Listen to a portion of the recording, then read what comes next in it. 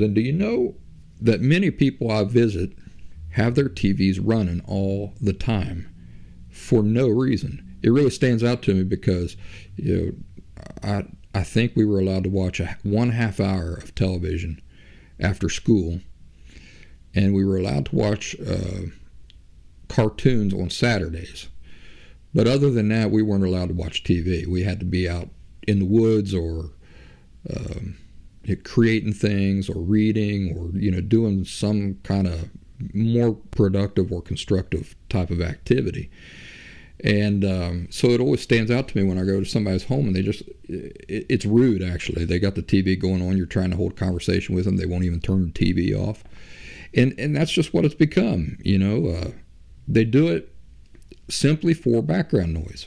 In fact, I've asked people, why do you need the TV on? We're not watching it. I'm not watching it. You're not watching it. Oh, just background noise. They can't comfortably sit in silence without distraction for more than 5 minutes. Think about that. It makes them uncomfortable. So if they just turn off the TV and they're in their home, they can't stand it. It's too quiet for them. So they leave the TV on just running in the background.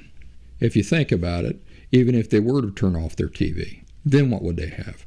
They'd have their laptops, their tablets, their cell phones, and these sorts of things. Their gaming consoles, to fill in any voids so that they don't have to experience any uncomfortable silence. Do you think that's healthy?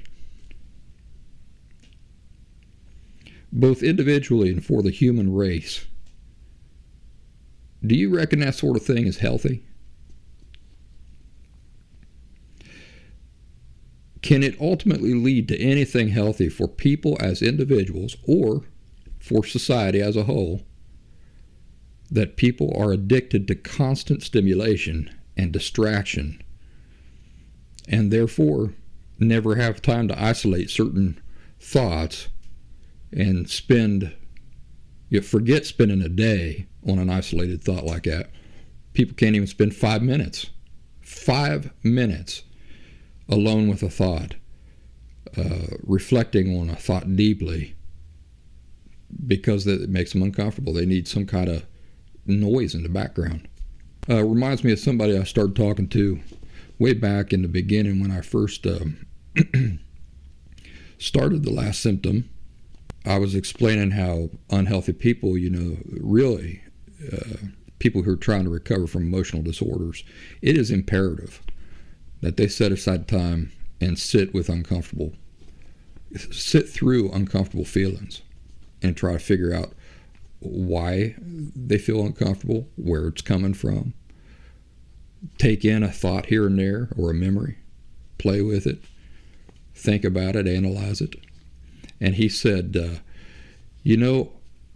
what I've noticed is that when I'm driving in the car, I'm constantly distracting myself with music, the radio. He says it makes me so uncomfortable. What I'll do is I'll even start playing games with myself. Like I'll start counting the road signs that go by. That's the sort of thing we're talking about. Running from uncomfortable feelings in any subconscious or unconscious way so that you don't have to spend even 5 minutes alone with it.